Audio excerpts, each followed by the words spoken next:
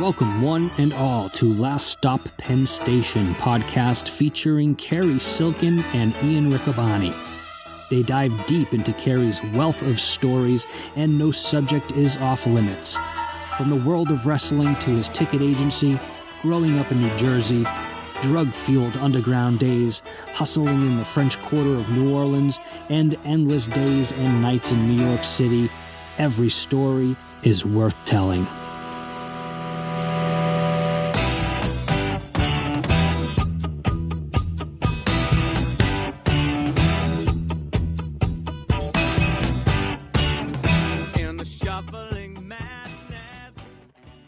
Welcome, everyone, to Last Stop Penn Station. I'm Ian Riccaboni. I'm joined by our guest of honor, Cary Silkin. Cary, a lot of great feedback on the last episode, but the calendar now turns to September. We had some summer fun last time around. Can't believe it's September already. That's a little weird. Yeah, and some good feedback on our oddities and attractions. And you know what?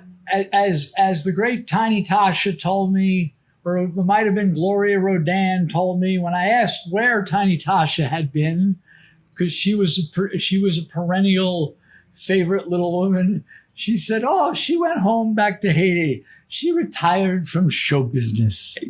It's wonderful. It's beautiful. Right. Another thing I left out was, and this was in Allentown, not even, I guess it was 10 years ago, when Ward Hall, the barker with the little man who was the fire breathing guy. I've got a good picture of him, by the way. Poobah and Chris Christ, who Gary Juster asked, bring up his name. Okay. Gary Juster, because the guy was drunk, drinking out of a bottle of vodka. Should have been in his own exhibit. Right. Instead of the drug addict, the drunk. Wide open, just like sloppy. And poor guy. That was, the three of them were together, but they would have, once again, this is a number of years ago, 10 years ago, they would have the attraction where they would get you in the tent, and they really didn't have any. They had, you ever go in there where they had the things in the bottles? Can formaldehyde? Yes. Yeah. Oh, see the Siamese twins. Well, they're not really Siamese, but they had one live attraction this one time, and he was billed as the world's heaviest man, and he went under the name of Howard Huge.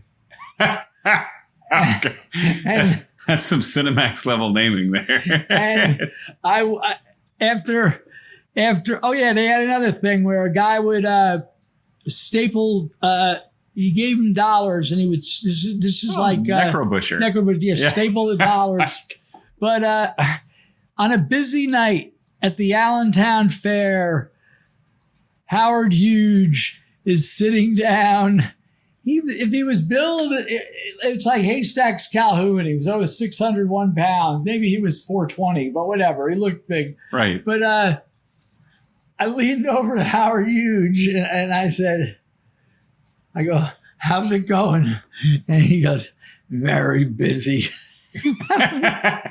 They would also sign, and I have a signed. Wow. I have a signed Tiny Tasha inside. So, I marvel at your memorabilia in your house. You have just about everybody. You name the Wrestling Hall of Famer, you either have a vintage poster or an autograph.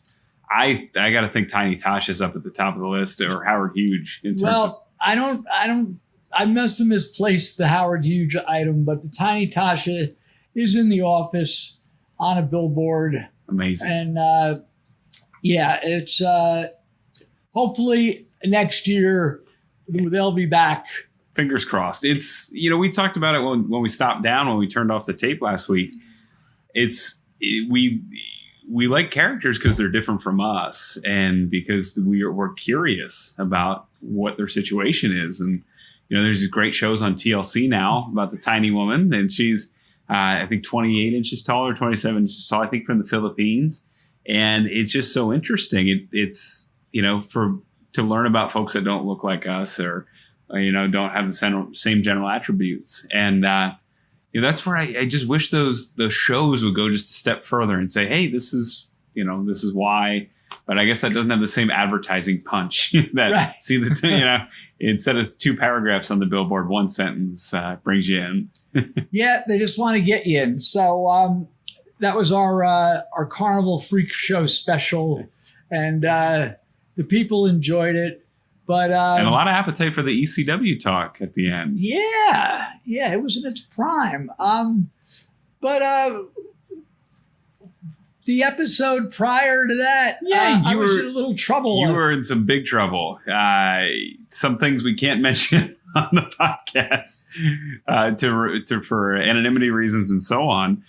You were living in an apartment. It was about 1978. Yes, you were in some big time trouble. I left the Bonnie Parker band, and for the life of me, I can't remember. I don't think I got fired. I'd had enough. I was too wrapped up in the whole drug thing, and between Shredded Ed and George, and then you had Claude and Monty. We were taking Cary up in New York at that point. Yeah. And another guy came into the picture. We're going to call him Jimmy. He was a local guy where I lived. Good guy. So I had I'm probably leaving one out, but I had 4 or 5 of these, guys that went in circles, and it was an ugly circle. And I do not recommend this for anybody. And we tell these stories with disclaimers, and it's not a good way to live. And I'm lucky to be alive and to get out of this, to have gotten out of that. And so it might sound like we're glamorizing it. And today's story is going to sort of sound glamorous. But it's within, the guise of, serious addiction. And yet, at the same time, they're colorful stories. Right. And they need to be told, or else, as our friend Dutch says, and I've said a number of times, if these stories aren't told, they're just going to, fade away as we do. So let these stories be told. So, in 78, after Bonnie Parker. And you're robbing Peter to pay Paul. With the cocaine money. And yeah. And it's just ugly. And some people are getting in trouble close to me. And, there's that whole element. The heat's getting closer to you. It's not good. I found a new band to work for. This band was called the Zap Band. Good guys. They had opened for Bonnie Parker when we were playing this Dunes Till Dawn in Summers Point, New Jersey, which we talked about. These clubs in Summers Point were open all night, literally. So the last set would come on at 6 a.m. Wow. So you talk. Someone has an expression: "Nothing good happens after 3." Yeah, after 3 a.m. Right. Yeah. So, and of course, there's the famous, was it Ice-T song, 6 a.m? Do I have my AJ? Do you remember that one? Well, yeah. Same idea. Yeah. But anyway, I was in the throes of all this. So, but I've got an interesting star-studded. It wasn't intended to be star-studded, but it turned out to be star-studded. And it was May of 78. And my cousin Mike, who's working on the Last Stop Penn Station Memoirs, I spoke to him today. It's in progress. He was once again, he was the editor of the Aquarian, the North Jersey, Long Island newspaper magazine. So he had, besides getting to do it, there's a famous, I'm surprised, you probably have seen this, but you weren't aware of it. There's a legendary Bruce interview he did. Really? You could Google this. It's like one of the most famous. What was that? Wasn't there a Backstreets? Wasn't there like a zine? There's Backstreets is the fan magazine, yeah. Right. And it was like one of their all-time favorite articles. Wow. Mike interviewed Bruce in 77, 78 Sure. in Asbury Park. And it was on Bruce's birthday. Wow. And I don't want to tell the story wrong, but it went something like this. They were supposed to meet in Asbury Park by a particular arcade, and it was like 3:00 interview, and now it's 3:30. Now it's no cell phones. Yeah. Now it's 4:00, and Mike has his photographer, this guy Bob Source, and maybe it was 4:15. Here comes Bruce. Wow. And you could Google the article, go to Backstreets, it'll come right up. And Bruce was a nice enough man, not only to do the interview, not only to play some pinball and smoke a joint, but also to take Mike and Bob in the car and drive them around the streets and show them, where they used to rehearse, where I don't think they went back to Freehold that far away. Sure. But he drove him around, and he was really cool. Wow. And that was at the height of his, Right. I mean, he was becoming I think he was on the cover of Time close to then. Time and Newsweek, right, as Born to Run came out. Right, just a little before that. Yeah. What year did Born to Run come out? That was 75. So it was out. Yeah, so this was Darkness on the Edge of Town. Yeah, but Bruce was awesome. And check out that article. But Mike, being the editor of this magazine, he was courted by all the concert promoters as well as the club owners. The big concert promoters in New York were before the monopoly of Live Nation was, remember in Philly, they would have Electric Factory. Right. In New York, you had Ron Delsner presents. And then you had John Scher. John Scher was not only the manager of the Grateful Dead, but he owned the Capitol Theater in Passaic, which was a very, very prominent, it was like a Beacon Tower Theater type place. But even though it was in lowly Passaic, it was they had great shows. I went with him to see Joe Jackson when he was hot. Wow. The Ramones. Everyone played there. I mean, the Stones, he would get guys to do shows that normally were arena acts and, do them a favor. Wow. But Mike would get passes for everything. So he had passes for a band. They would have bands that were trying to get signed for record deals would have a open like a showcase. Thank you. Oh, thank God. There's a number of reasons thank God here. It was a showcase, and it was at a bar in Manhattan. It was on the West Side. I don't remember the name of the bar, nor do I remember the name of the band, but it was on a Tuesday night, and it was May, and the weather was nice. And Mike's like, "Yeah, you want to go see and we didn't know. And I was with Jeff.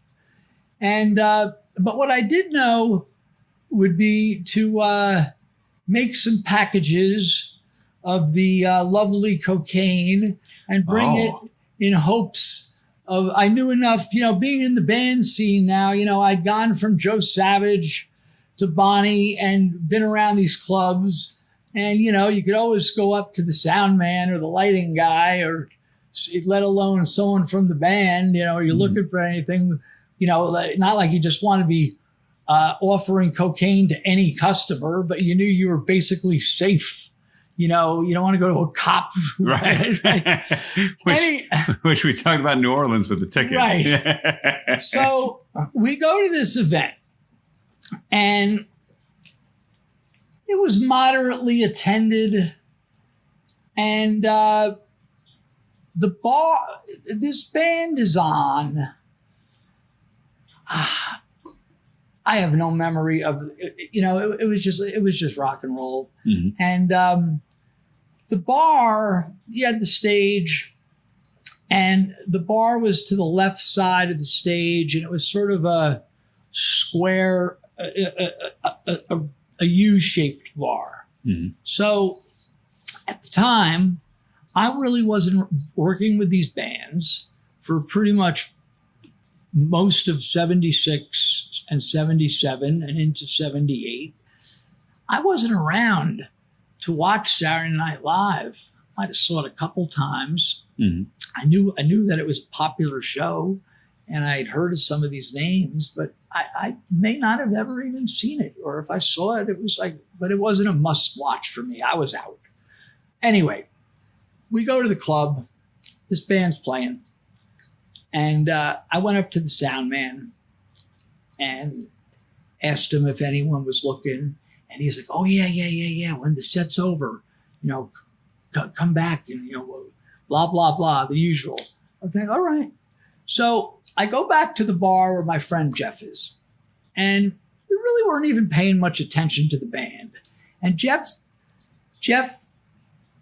says to me, hey, you see that guy over there?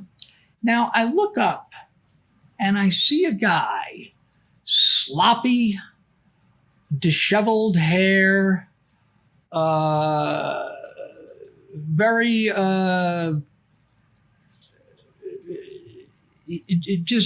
very animated, and just while the music's playing, he says, "That's John Belushi." Oh, and I go, "Isn't he the guy?" He goes, "Yeah, from Saturday Night Live." I go, "Why don't you go ask him if he wants anything?" Oh my goodness. So I'm talking to the bartender, or not paying attention and not watching Jeff. And Jeff scoots around, and within 30 seconds, he's back. I go, "What do you say?" He goes, he just blew me off. I go, "Oh, whatever." So that's my John Belushi story. No, it's not. I was going to say, we've been talking about this one. We've been hyping it up, Cary. No. So the set ends, and I go to this sound guy and with my friend Jeff, and you, as a musician in New York, trying to get these gigs, or not trying, but doing some gigs. Yeah. You've seen these so-called dressing rooms that are like closets. Not even most times. Yeah. Right. Yeah. You could fit a broom closet, but where you can fit one broom. In this case, the dressing room was probably the manager of the club's office. Okay, so kind of, if you're familiar with like UK venues, more along where we dress in the UK, it's a little bit more open, but not huge. Well, I could tell you exactly what this contained. It contained one desk and one chair and about 15 or 20 people all jammed in the room. Wow. Right? So I'm letting the guy try the stuff. And I had the cliched little Coke bottle where you close the cap and it has the Coke spoon attached to the top of Didn't know that was a thing. and the spoon. And I'm letting the guy try it. And he's trying it, and I'm doing a hit. And the stuff was good. And all of a sudden, I hear this voice. Now, there's 15 people talking at once. But I hear this one loud, obnoxious voice going, "Yo, yo." And I look to my left, and in the one chair of the whole room, which was behind the manager's desk, with his feet up on the desk, it's Belushi. And he's going, "Yo, yo."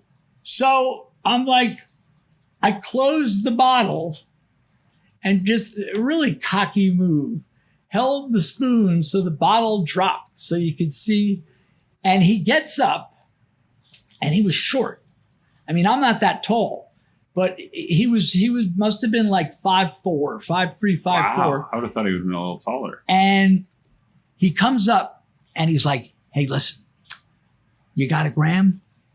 I go, yeah. He goes, you got 2? I go, yeah.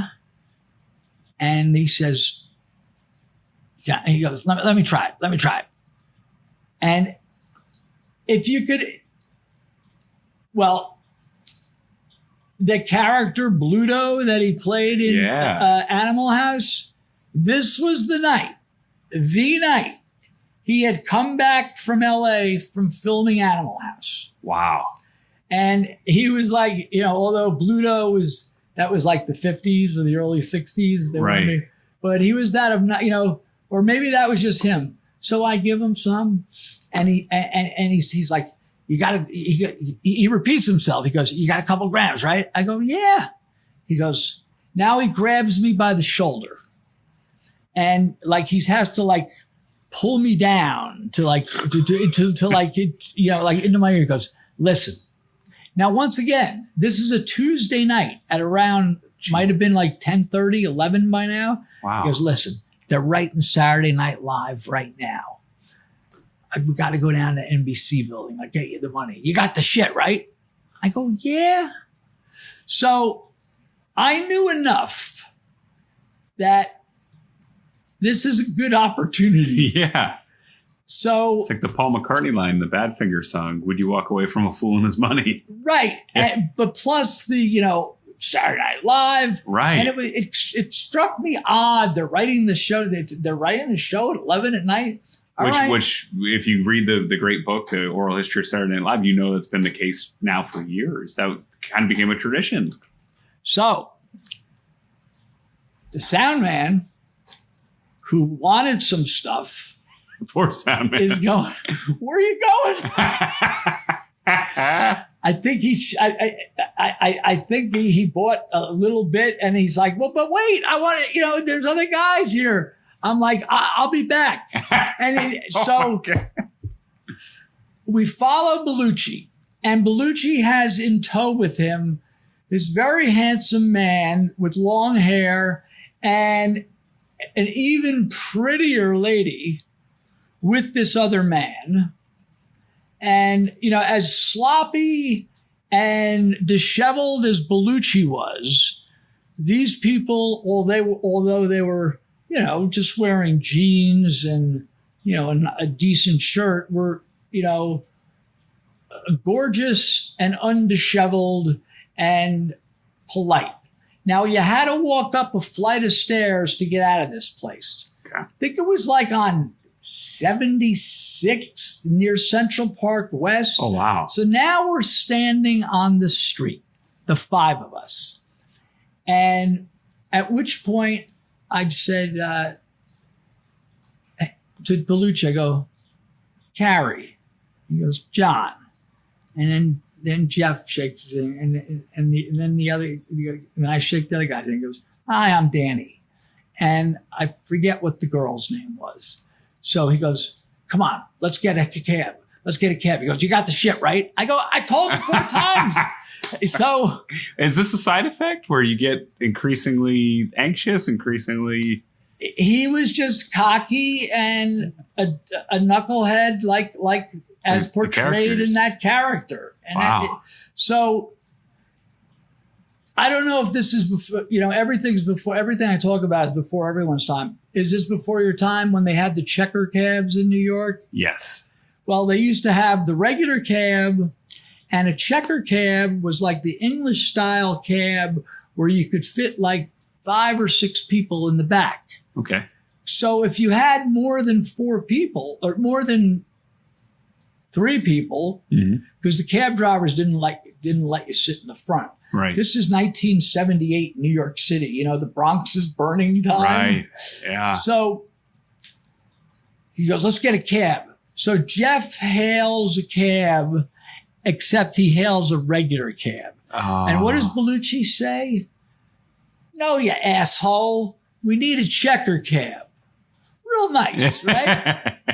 We let it go, right? So we get it. So we hail a checker cab, and we're in the back, and the checker cab has a back seat and these little like pull up kind of miniature seats. Oh, okay. Yeah. So it's the three of them sitting in the back, and me and Jeff are on the little seats, and I'm keeping my mouth shut and just listening. Now, the good-looking gentleman, Danny, I hear him say to his girlfriend or wife or whomever it was, hey, tomorrow night when we go over to see James and Carly. Oh. And I'm like, I didn't say nothing. Yeah. But I certainly knew he wasn't talking about James Smith and Carly Jones. It's boys and girls. It's James Taylor and Carly Simon, who were a power couple. And, James Taylor, still one of the greatest American artists of all time. Mm-hmm. Carly Simon had some great songs. Very underrated. And sadly, almost forgotten at this point. What about her legendary "You're So Vain"? Yeah, with Mick Jagger doing the background vocals on that. Didn't know that. You didn't know? Next time you hear it, yeah. Wow. So Belushi's repeating himself. You got the shit right. You got the shit. Yeah, we got the shit. So we drive down, and the cab goes to 50th Street and makes a left, and the entrance to where the NBC studios was 50th Street between 6th Avenue and 5th Avenue. Okay. So we get out of the cab. I think I paid for the cab. The price of doing business, right? And lest anybody thinks differently, we do not endorse the selling of drugs illegally, just to clarify. No, but it's just a story that formed my life. Well, yeah, life-changing experience. Yeah. So now we walk into this lobby where you have to sign in, and there's this guard who is sort of to me at the time, I was 22 years old, was sort of like an older man, like 50-year-old guy, and he's just looking at us. Like he must have seen Belushi running, and he's just... He must know the deal. Well, he's just, look at the, So if you look it up on the internet or you find the show, that week, the musical guest was Meatloaf, and Christopher Lee, whose name has sort of been forgotten in time, but he was in a lot of these English... I don't even know if horror is the right, some horror movies, but he was also like a serious Shakespearean actor. And if you looked up his, what is that IMDb? IMDb, yeah, I'm on it right now. He's an interesting looking guy too. The kind of almost a faux handlebar mustache. It's like a flat handlebar. He's been in a million things. Yeah, you would know him to see him if you. So we get off the elevator on the 17th floor, and no, it wasn't Lorne Michaels. But one of these producer kind of guys sees Belushi coming with these 4 other people, and he stops him and he goes, John, your co-host is here. I want you to meet him. And if you could picture a guy wearing, first of all, he did not have a handlebar mustache. He had a full beard. It was like groomed, like he had just left the barber, but it was full, and wearing, like, if you could imagine, like, a $10,000 3-piece suit of the finest, and he was tall. So like Nick Aldis. Right. Yeah. Right. Yeah. And I'd like you to meet Christopher Lee. He's your host this week. And here's Christopher Lee looking at this ragtag bunch with Belushi being the rag, and he shakes his hand. John shakes his hand, and Danny and the girl, and then Jeff and myself were just looking up at him. And when the last hand was shook, Belushi's like, come on. And I'm laughing because I'm uncomfortable because this is insane to me that somebody would have this level of intensity and enthusiasm. And there's people buzzing about these writers. You know, it was jamming. Yeah. And Christopher Lee must have just been like, what the, Yeah, to me, it's odd that it's that late and he's there on a Tuesday. Right. But. And you would figure, it's nice to meet you, John, or Chris, it's nice to meet you. It'll be interesting work. Nothing. So he drags us down a few hallways and a couple of turns and into this little office similar to the dressing room at that club. Gotcha. Where there's just a desk. And I remember bright blue paint on the wall. And for the 18th time, he goes, you got the shit, right? You must be annoyed. I said, well, do you have he goes, I'm going to get you the money. I'll get you the money. Relax. So the only thing that was on the desk was an ashtray that had about 30 cigarette butts, which, Belushi was smoking at the time he could smoke in the cab. He was smoking.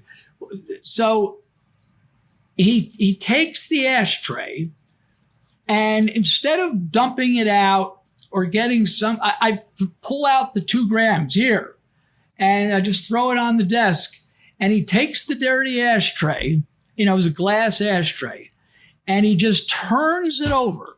Cigarette butts below it. So the top part is sort of clean. And he rips open one of the bags and he dumps the bag, most of the bag out.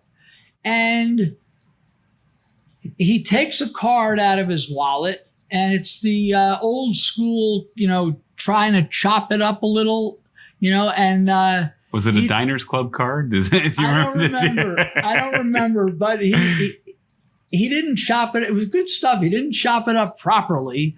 And he takes the card and takes like a hearty amount and just huffs it like up his nose. And gone. Right. And does it again. And then he's, after he did that, he says, let me go get your money.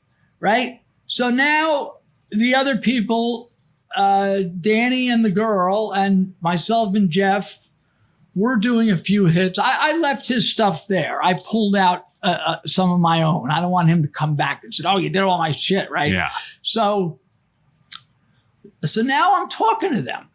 And and you're 22. I'm 22. Now,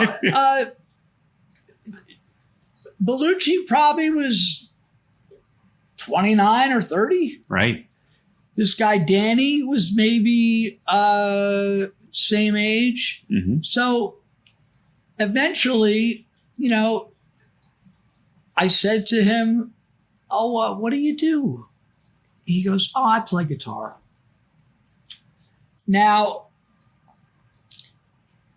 if you look on any James Taylor, Linda Ronstadt, Carly Simon, no Jackson Browne album, this guy was Cooch, Danny Korchmar. Wow. And I don't know if you're familiar with this song on the famous Running on Empty Jackson Browne album. Steel guitar? The song, there's a song called Shaky Town, which he wrote. Okay. And he's written a lot of other things. But he was the LA session man of this kind of this group of phenomenal, incredible musicians. And still active. Yeah. He was on the James Taylor Carole King tour a few years ago. Amazing. And I've seen him on the Kennedy Honors where they have backup guys. Yeah. He's the man. And there's a great book about that scene and how it has roots with McGuinn, McGuire, the Mamas and the Papas, and how it kind of spread from there, Jackson Browne, so on and so forth. Right. He was involved in the Laurel Canyon scene. Wow. But he was so humble and he was such a nice guy. And so we're just chattering. Well, Belushi comes back and he's got the money. Fine. and he pays us. So did you, knowing that he was kind of famous, there's two ways that in my mind where I'd go with this. I either get starstruck and say, oh, this is on me, or I'd go, hey, this guy's got money. Well, 10% superstar fee. He didn't have money because he had a bar. He had to go run around to get money.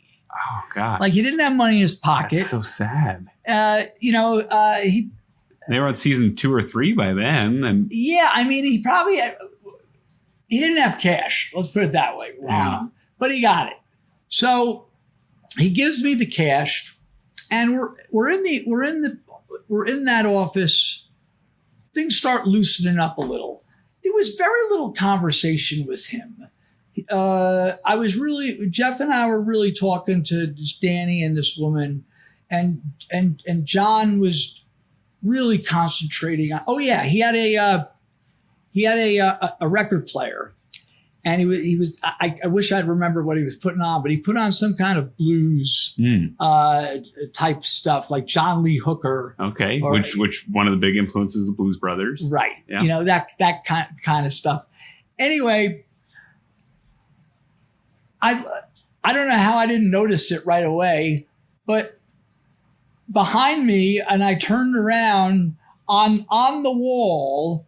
That bright blue painted wall in magic marker, written like graffiti style. Mm-hmm. It said, John, comma. Well, I'm glad you could read the writing on the wall. And it was signed Chevy. Oh, that's cool. Yeah.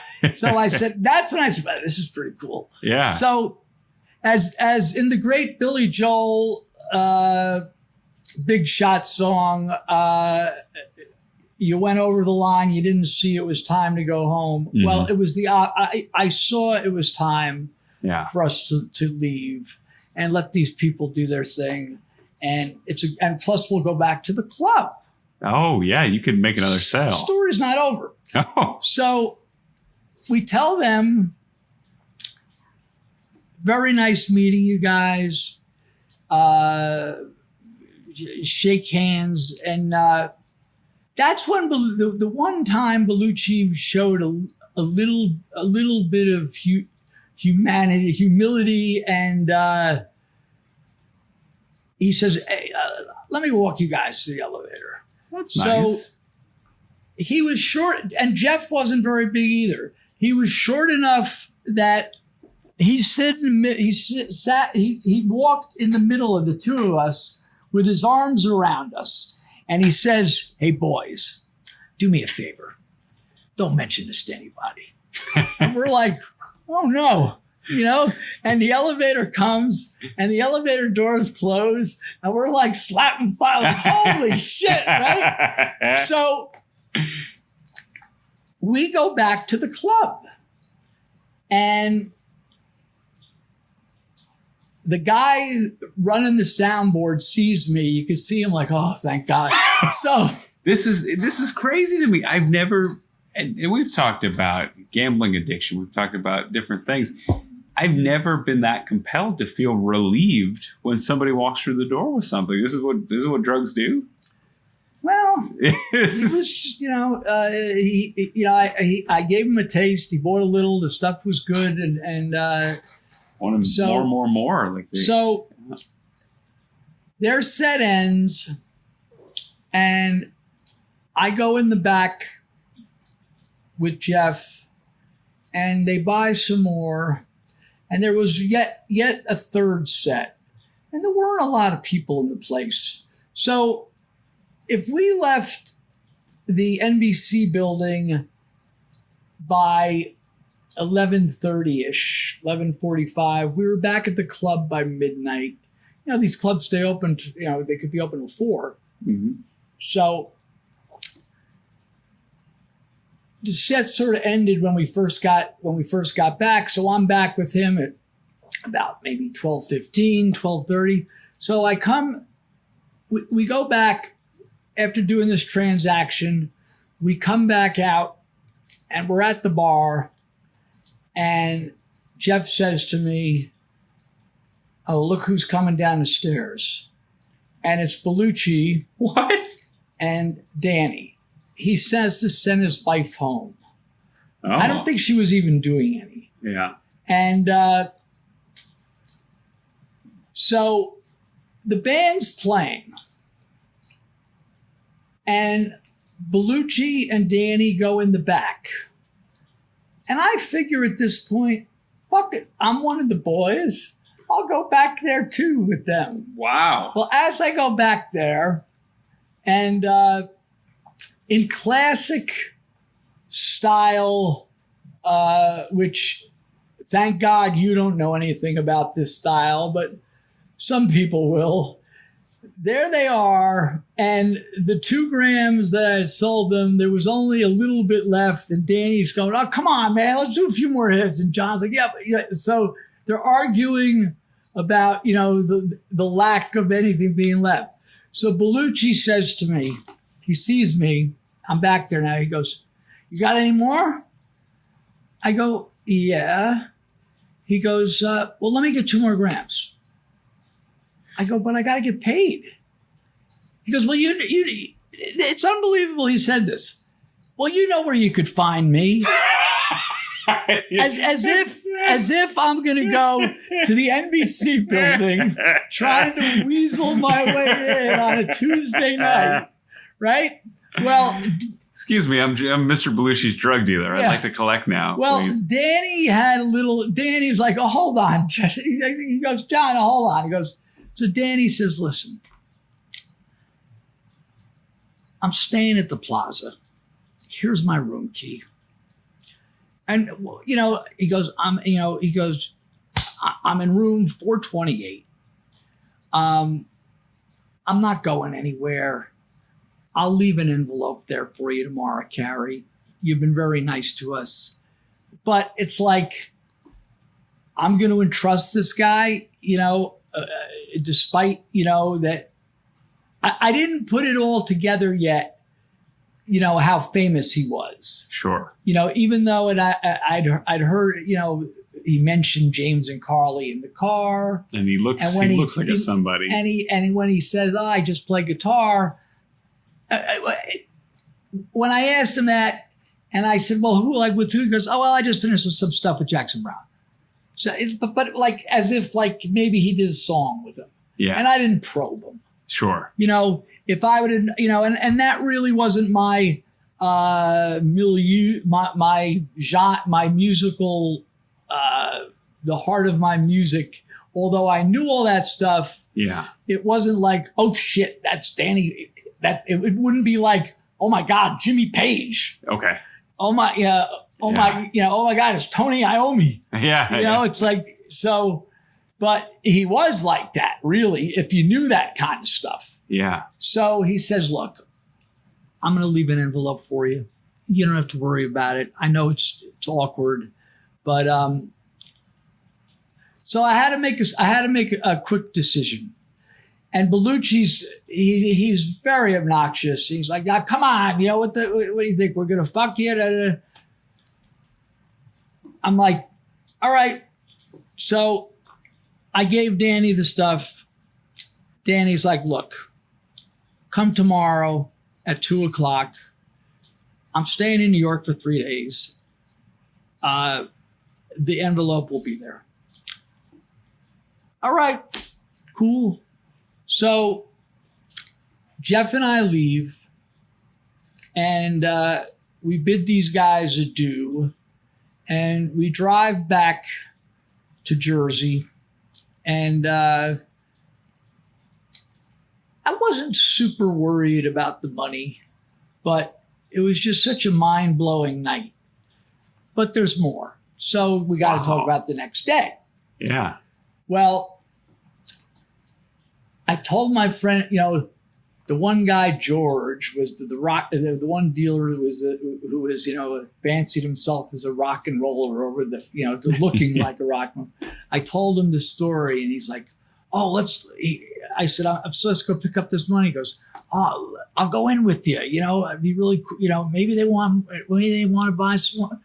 I'm like, fine, go in with me. So we go into the city and into the Plaza Hotel. You know, and at the Plaza, I used to drop, you know, going a few years forward when I was delivering tickets for some ticket agencies. You know, everyone's dressed decently. It's not like, you know, you just didn't walk in. You know, yes, you could walk in like, yeah, I'm dropping off tickets. Mm-hmm. But, you know, most people look like they're supposed to be at the Plaza. Right. You know, you ever been in that lobby? I've not been in the lobby. I've walked past it. Right by Central Park. Yeah. It's like sweet. And so I get there. I tell George all this. And 2:00, I go to the front desk. Room 524, Mr. Korchmar, there should be an envelope for, I give him my name. And there was. Wow.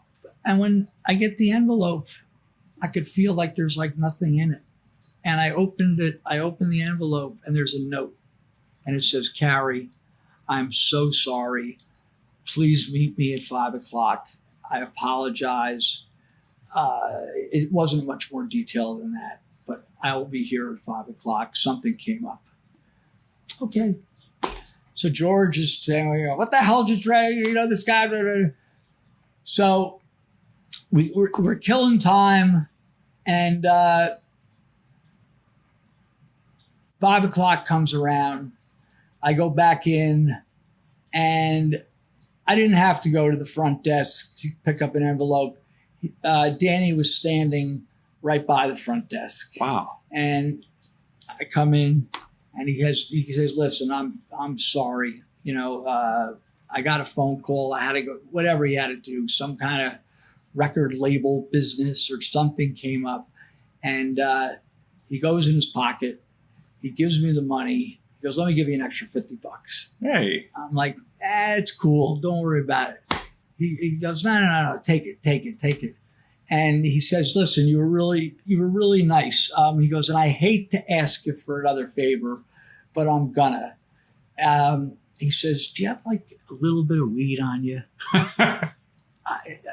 And we did, right? Yeah. And he says, yeah. He goes, I'm going to dinner tonight with James Taylor and Carly Simon. I just wanted to bring a little weed over there. They didn't have any. So I'm like, here, bro. Yeah. And that was it. Wow. And we shook hands and off they went, off I went. And when I heard about Belushi's passing, not that many years later, what, 82? I think only 3. I think it was 81 or 82, yeah. You know, it wasn't surprising, you know, but there finally is the tale of John Belushi. Finally. And my interaction with him. It's worth the wait. There's a lot of things. I mean, for me, I wonder if that was his personality or if that was the drugs or some amalgamation of both. And he was still in that character, that obnoxious Bluto. Really? Of the Animal House. You know, that's how I processed it. Yeah. And what's interesting, you say that. I mean, when you eventually saw the movie, did you say, wow, that was just like the guy? Was there any connection like that? Yeah. That was the guy I met. Yeah. And my favorite thing with him was the Blues Brothers. Yeah. Was that before? That was after? That was after. I think they might have started doing the skits around that time. Though. Yeah, that was cool. Yeah, you know, and it was cool to have had that experience with him, as crazy as he was, and as rude as he was.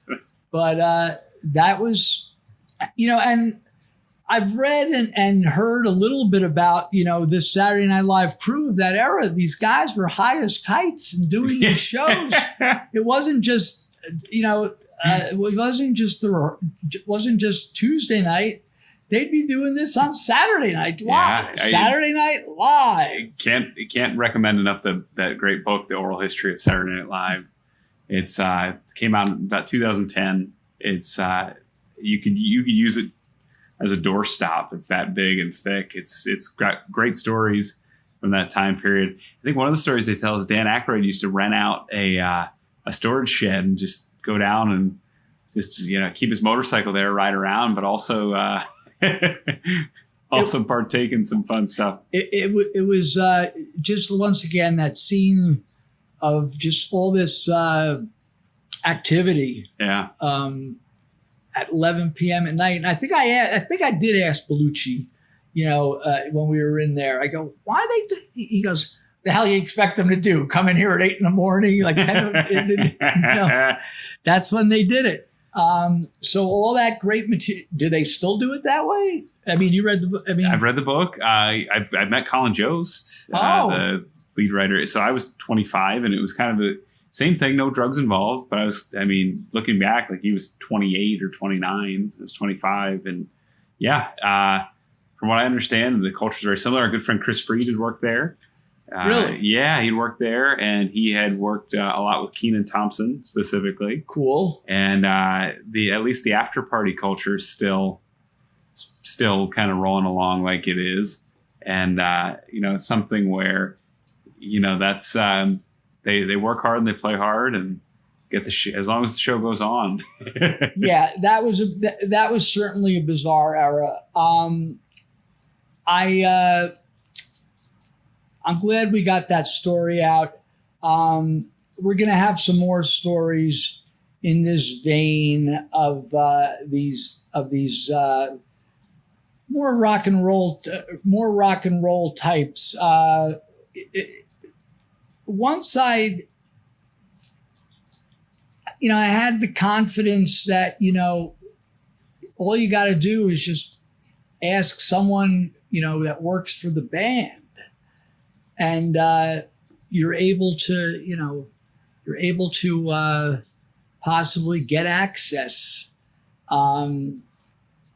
Because why else do they want to hang out with some dude? Mm. So I put this into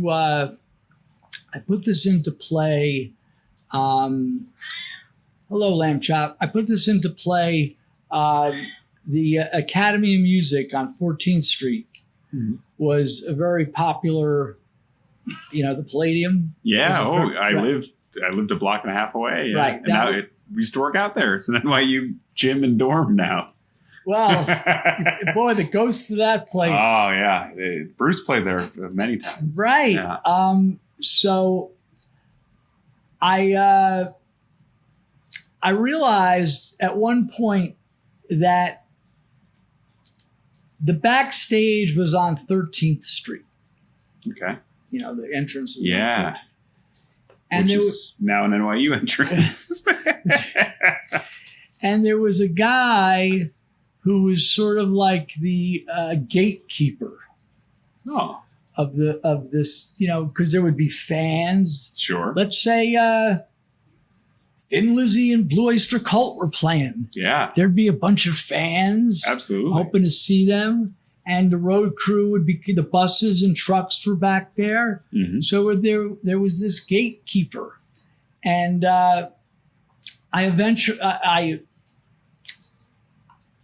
one day I just went up to the gatekeeper. It was at a Thin Lizzy Blue Oyster Cult show. I didn't know anyone from those bands, mm-hmm. but I just said to him, like, hey, I have some stuff, and like he, I had to give him some. Sure. But he sort of let me in, and like at free reign. Wow. Where, I then have to, and he gives you a pass. Ah. And at that point, I'm on my own. And I have to ingratiate and introduce myself to these musicians or roadies, mm-hmm. and hope something comes out of it. So when we do our next episode, we're going to talk about my experience with Thin Lizzy, with Blue Oyster Cult, with Judas Priest.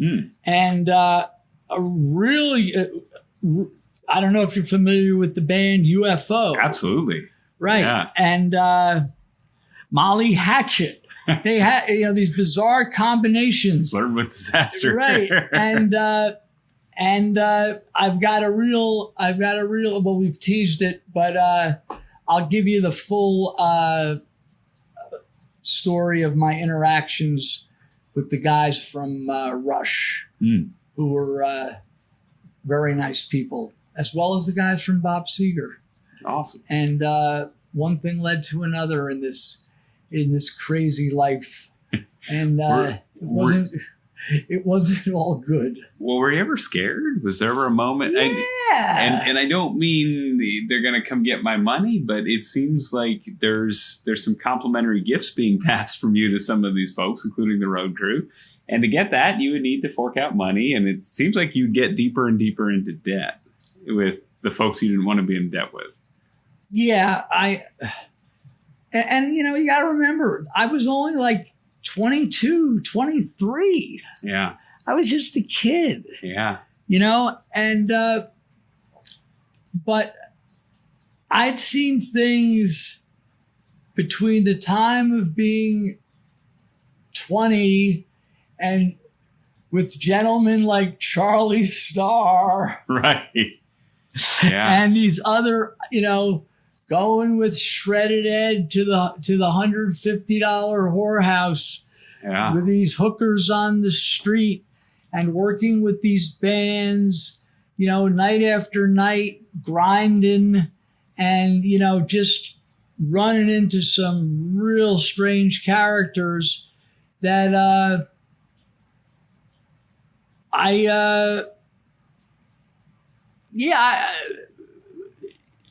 you block the fear, you block the fear, but then when it's over, then when like the night's over and it's not a good night, you have, it's not recommended. You're right. I was going to say, as much as we travel for wrestling, if wrestling was like this now, I don't think I'd survive. And, it used to be. I bet. I mean, we've lost so many too young, and it's associated with combinations of drugs and steroids and all that heart failure and all that fun stuff. But I'm glad you lived to tell the tale, because I enjoyed learning about it and hearing about it.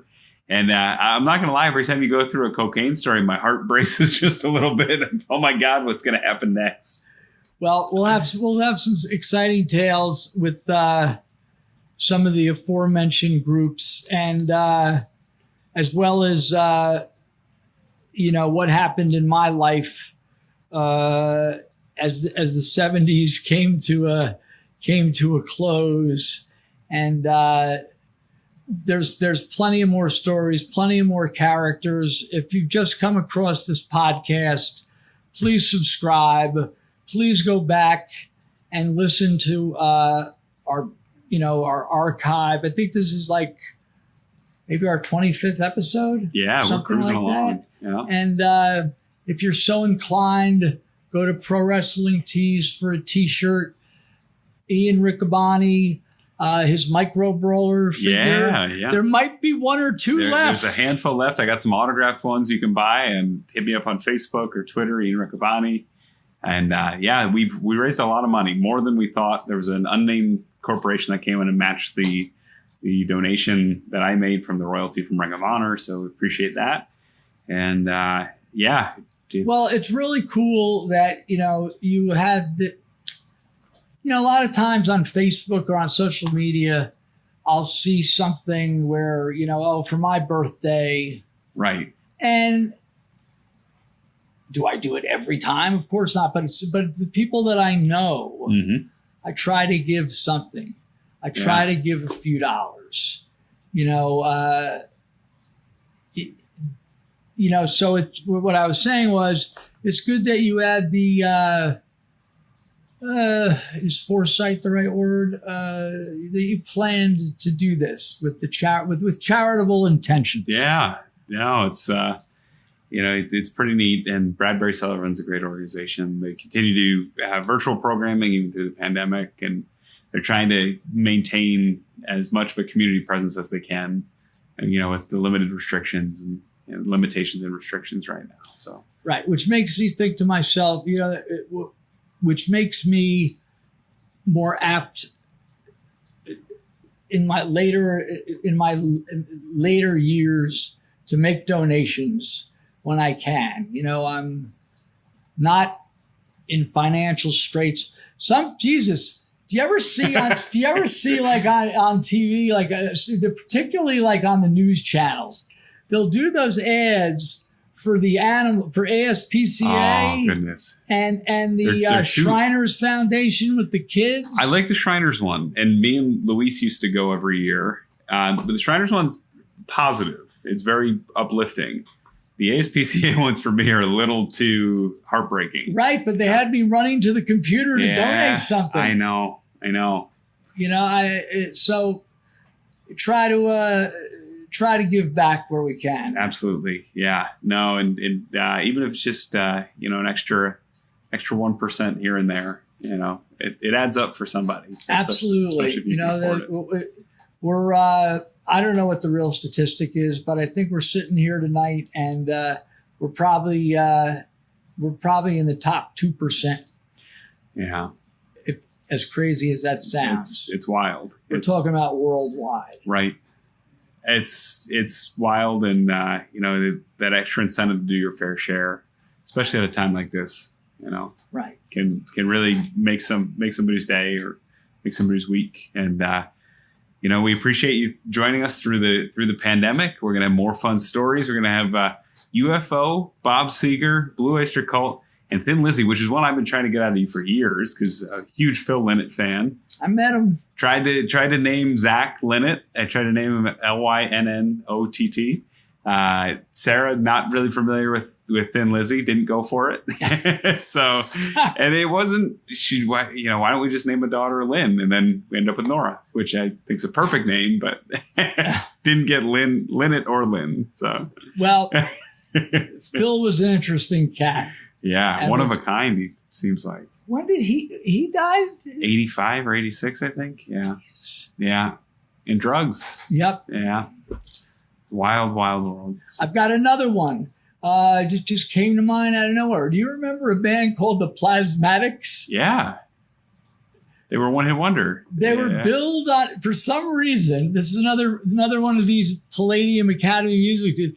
Somehow they got billed with Mitch Ryder and the Detroit Wheels. That's not a good mix. I would have put them with like a new wave. Of course. And Mitch Ryder was the opening act. And he'd go with a Bob Seger or something. Exactly. Yeah. And I knew someone, and I'm getting ahead of myself here, but when I eventually met a guy who worked with Rush, he basically gave me a list of names of roadies and truck drivers. Oh, wow. Which we'll get to in the next episode. And one of them was one of them was, he knew the Detroit guys. Rush was, Toronto. Right. So he knew the Seeger guys. Yeah. And somehow Mitch Ryder's name, he's always opening up for a lot of people. And that's a good story into itself with poor Mitch Ryder being booed off the stage by these wild plasmatic fans. Wow. In a half-filled Academy of Music. Oh my goodness. But we'll save that for the next time, along with some pro wrestling and some other good stuff.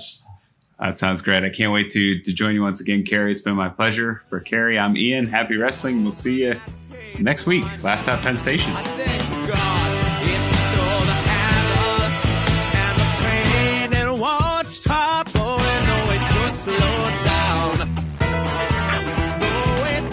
For listening to Last Stop Penn Station podcast.